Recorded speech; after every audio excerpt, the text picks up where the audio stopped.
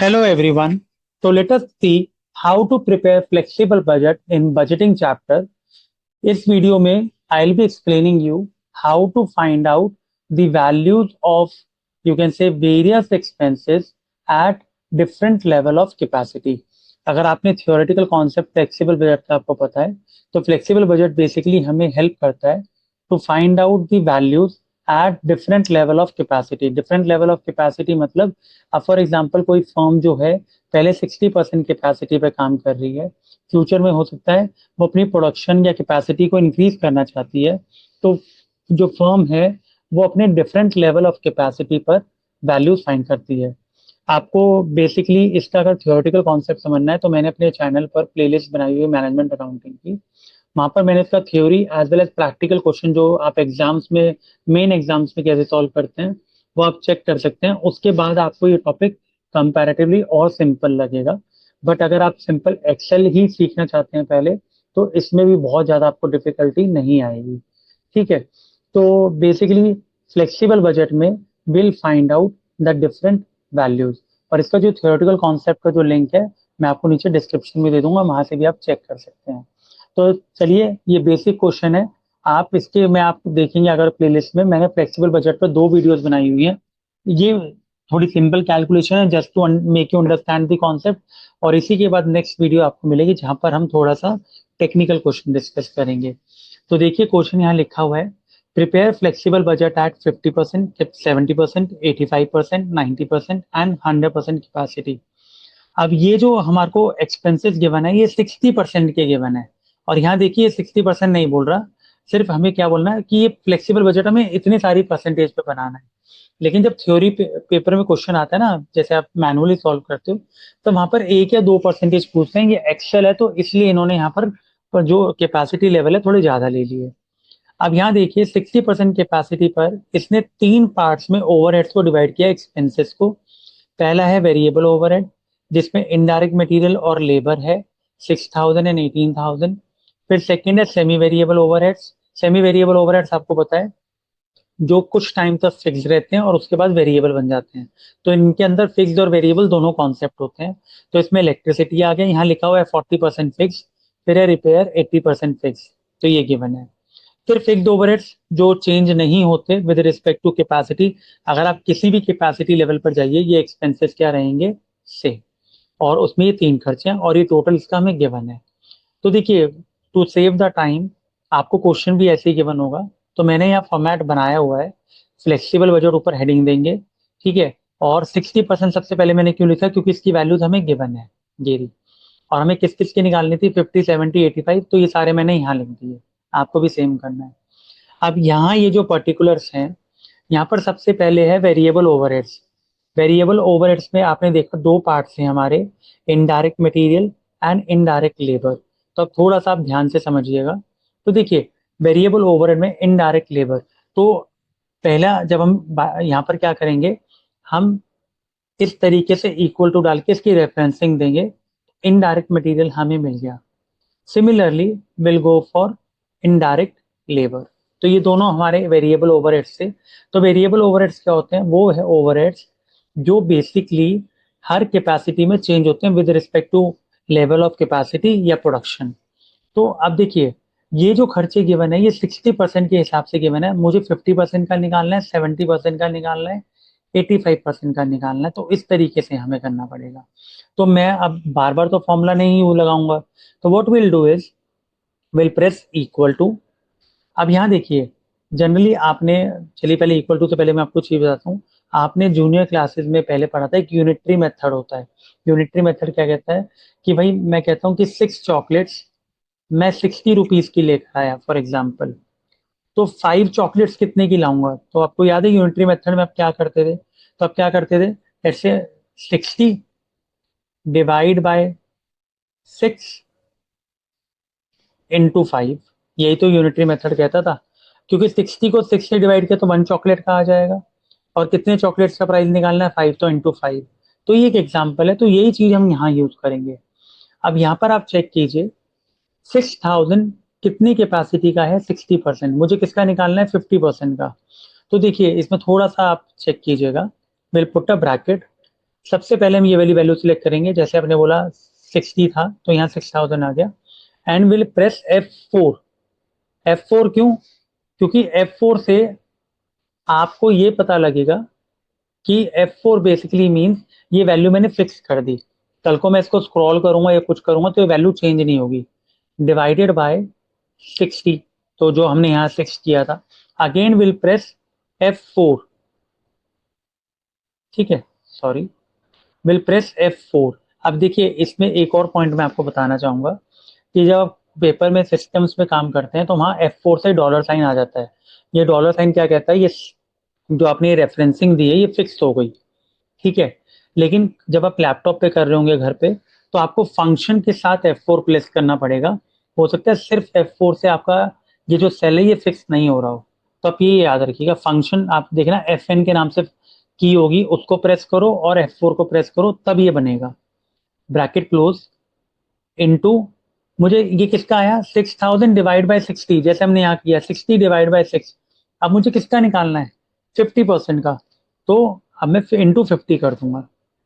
अब मैं 50, क्या मैं 50 को भी फिक्स करूंगा? नहीं, मुझे 50 को फिक्स नहीं करना, क्योंकि अब मैं जब इसको स्क्रॉल करूंगा तो ये ऑटोमेटिकली कौन सी वैल्यूज ले लेगा, 70, 85, 90। तो I will simply press enter, तो ये आ गया ना। तो अब देखिए इसमें आपको 70, 85 दोबारा निकालने की जरूरत नहीं है, आप सिंपल इसको स्क्रॉल कर दीजिए, ये वैल्यूज आ गई। अब इसको, अब 7000 को मैंने सिलेक्ट किया, तो अब देखिए 6000 और 60 तो अभी भी फिक्स हैं, ये जो ब्रैकेट में हमने वैल्यू पुट की थी, यहाँ पर ऑटोमेटिकली आ गया इंटू H5 जो 70% का था। अगर आप ऐसे ही 85 पर चेक करेंगे तो यहाँ पर देखना ये I5 आ गया। तो कहने का मतलब क्या है, मुझे ये दोनों वैल्यू फिक्स करनी थी, तो इनके आगे मैंने डॉलर लगाया, इंटू 50% सेलेक्ट किया, एंटर किया, और जब हम किसी भी चीज को ऐसे स्क्रॉल करते हैं तो वो ऑटोमेटिकली ये आगे की वैल्यूज ले लेता है। तो ये हमारे को डायरेक्टली यहाँ से मिल गया। सिमिलरली हम इनडायरेक्ट लेबर की वैल्यू निकालेंगे, जैसे ऊपर वाली निकाली, इक्वल्स टू, ब्रैकेट में इसलिए पुट करवाता हूँ ताकि स्टूडेंट्स को कंफ्यूजन ना हो कि कहीं पर वो प्लस माइनस या मल्टीप्लाई करते हैं तो कहीं पर वो नेम या एरर दिखा देता है। 18,000 फिक्स करना है तो फंक्शन F4, ठीक है, divided by again 60, function F4 या सिंपली F4 आप चेक कर लीजिएगा, इनटू अगेन कितने परसेंट का निकालना है 50। क्या मैं इसको फिक्स करूंगा? नहीं, इसको फिक्स नहीं करेंगे, क्योंकि ये ऑटोमेटिकली वैल्यूज क्या ले लेगा, आगे वाली वैल्यूज। तो ये देखिए ये सारी वैल्यूज हमें मिल गई, तो आप यहाँ पर चेक कर सकते हैं कोई भी। तो देखिए ये तो फिक्स हो गया। अब J5 क्या शो कर रहा है 90%, क्योंकि मुझे 90% की वैल्यू चाहिए। तो आप ये चीज चेक कीजिए, ये हमारा वेरिएबल ओवरहेड का पार्ट कंप्लीट हो गया। आई होप आपको ये समझ में आया होगा। अब हम मूव करते हैं सेमी वेरिएबल ओवरहेड्स। ठीक है, तो सेमी वेरिएबल ओवरहेड्स में हमारे दो खर्चे गिवन है, इलेक्ट्रिसिटी एंड रिपेयर, और इसके आगे 40%, 80% लिखा हुआ है। तो लेट्स से मैं यहाँ ब्रैकेट में 40% लिख देता हूँ फॉर योर कन्वीनियंस, और रिपेयर्स में कितना है 60%। अब देखना इसमें भी क्या होगा कि जो फिक्स्ड वाली वैल्यूज है वो तो फिक्स रहेंगी, लेकिन वेरिएबल वाली वैल्यू जो ये है ये सारी ऐसे ही निकलेंगी जैसे हमने ऊपर निकाली है। तो लेट्स से मैं अपनी कन्वीनियंस के लिए यहाँ पर 0.4 लिख देता हूँ, 0.4 मतलब फिक्स्ड इज 40%, तो 0.4। अब यहाँ पर आप चेक कीजिए इलेक्ट्रिसिटी का टोटल खर्चा कितना गिवन है 30,000, तो मैं इसकी वैल्यू कैसे निकालूंगा, इक्वल टू, यहाँ पर देखिए 30,000 को मैंने सिलेक्ट किया इंटू 40%, 12,000 आ गया। अब कुछ लोग क्या करते हैं, यहीं से इसको स्क्रॉल कर देते हैं, तो देखिए नहीं आ रहा आंसर। तो इसको कैसे करेंगे देखिए,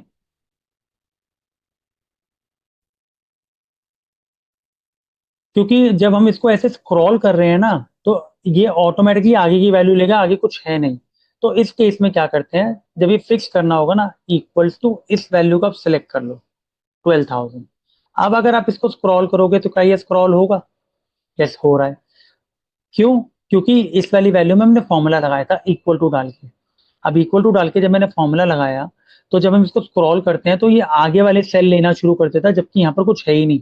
तो इसलिए मैंने क्या करा, इक्वल टू, कुछ लोग यहाँ पर फंक्शन प्लस F4 भी कर देते हैं कि फिक्स हो गया, कि चेंज ना हो, क्योंकि फिक्स वैल्यू है ना। लेकिन इसमें कोई ऐसी जरूरी नहीं है कि आपको फिक्स करने की जरूरत है, वो ऑटोमेटिकली हो गया। तो अब यहाँ देखिए 40% फिक्स था, 30,000 टोटल खर्चा था, तो वेरिएबल ओवरहेड कितना आएगा, इक्वल्स टू 30,000 माइनस 12,000, 18,000 बचा। आई होप आपको ये क्लियर हुआ होगा। ये आप कह सकते हो कि 60% की वैल्यू भी निकाल सकते हो एक ही बार।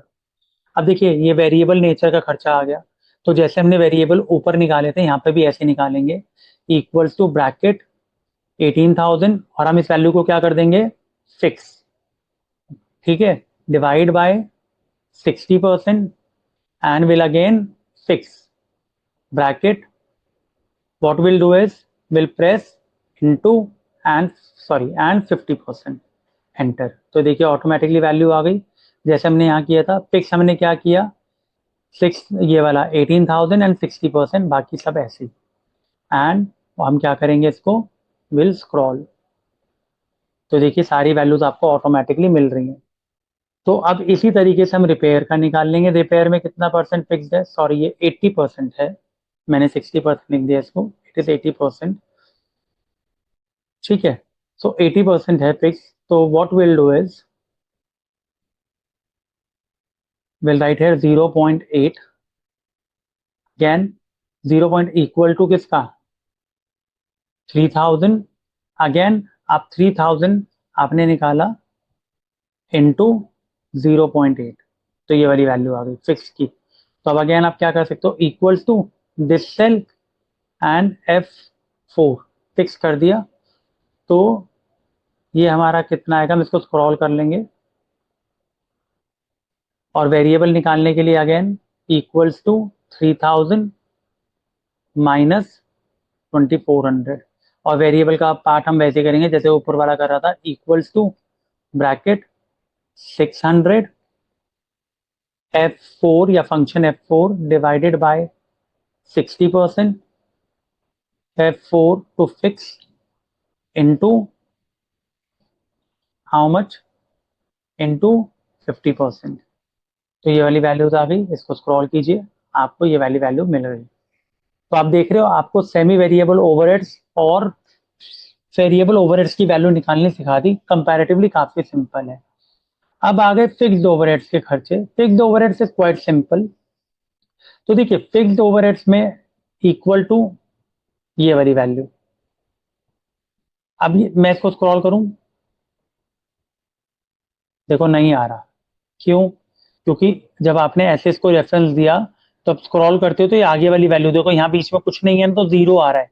फिर इसके बाद नेक्स्ट वैल्यू कौन सी है, फिक्स्ड ओवरहेड, तो ये दिखा रहा है, ये सारे सेल खाली है, तो इसका मतलब ये ऐसे स्ट्रेट फॉरवर्ड ले लेता है। तो ऐसे नहीं करना, इसीलिए मैं आपको बता रहा था, इक्वल टू प्रेस किया, F4 प्रेस करो, फंक्शन F4 या ओनली F4। अब ये वैल्यू फिक्स हो गई क्योंकि फिक्स्ड ओवरहेड्स हैं, तो हम इसको स्क्रॉल करेंगे तो अब ये 16,500 ही रहेगा। Similarly equals to insurance, again F4 enter, इसमें कुछ करना ही नहीं है, equal to this and last salaries this. कुछ लोग पता क्या करते हैं, कुछ लोग यहाँ पर क्या करते हैं, रेफरेंसिंग नहीं देते, सिंपल 15,000 लिख दिया क्योंकि यहाँ 15,000 लिखा हुआ है, इसको वो स्क्रॉल करेंगे तो ये तो फिक्स रहेगा 15,000, आपका आंसर भी नीचे मैच हो जाएगा। लेकिन कल को जब एग्जामिनर चेक करता है तो वैसे क्लिक करके देखिएगा, कहेगा इसने कोई रेफरेंसिंग नहीं दी, इसने डायरेक्ट वैल्यू उतार दी। तो इसीलिए हम ये वाली प्रैक्टिस नहीं करते। तो हम क्या करेंगे, equals to will select this F4 enter, और आप इसको अब स्क्रॉल करोगे तो 15,000 सब जगह फिक्स हो जाएगा। कल को एग्जामिनर कहीं पे भी चेक करेगा तो आप देखिए रेफरेंसिंग आ रही है यहाँ पे ऑटोमेटिकली। फिक्स करना जरूरी है, वरना हो सकता है आपको थोड़ा सा इश्यू आए इसमें। और अब लास्ट में क्या है, टोटल ओवरहेड्स, तो हम किसका फॉर्मूला लगाएंगे, सम का। सम का फॉर्मूला लगाने के बाद will simply add this, bracket close, या ब्रैकेट क्लोज नहीं करोगे तब भी यही। तो देखिए 93,000, यहाँ पे भी 93,000, तो ये तो सेम आ रहा है। जब आपने सम का फॉर्मूला लगा दिया तो सिमिलरली आप इसको स्क्रॉल कीजिए एंड आपको हर लेवल की क्या आ जाएगी, वैल्यू फाइंड हो जाएगी। तो इस तरीके से अब यहाँ कहीं पे भी आप क्लिक कीजिए, आपको सम का फॉर्मूला ऑटोमेटिकली शो होगा, ठीक है। तो this is how we prepare flexible budget, जिसके अंदर मैंने आपको बताया वेरिएबल ओवरहेड्स कैसे निकालते हैं, सेमी वेरिएबल ओवरहेड्स कैसे निकालते हैं, और फिक्स्ड ओवरहेड्स के केस में हम लोग सेल रेफरेंसिंग देते हैं, उसको फिक्स कर देते हैं कि कल को हम स्क्रॉल करेंगे तो वो वैल्यू चेंज नहीं होगी। तो आई होप आपको ये कॉन्सेप्ट क्लियर हुआ होगा। और अगर आप एग्जामिनेशन के लिए पूरा इसका स्टडी करना चाहते हैं कि थ्योरी प्लस प्रैक्टिकल, तो वो आपको प्लेलिस्ट में मेरे चैनल पे मिल जाएगा, तो आप वहाँ वॉच कर सकते हैं। मैंने मैनेजमेंट अकाउंटिंग का पूरा कोर्स आपको एक्सेल का एंड थ्योरी का दिया हुआ है, तो आप उसमें स्टडी कर सकते हैं। So I hope the concept is clear to you. Thank you so much. Please like, subscribe and share my channel. Thank you.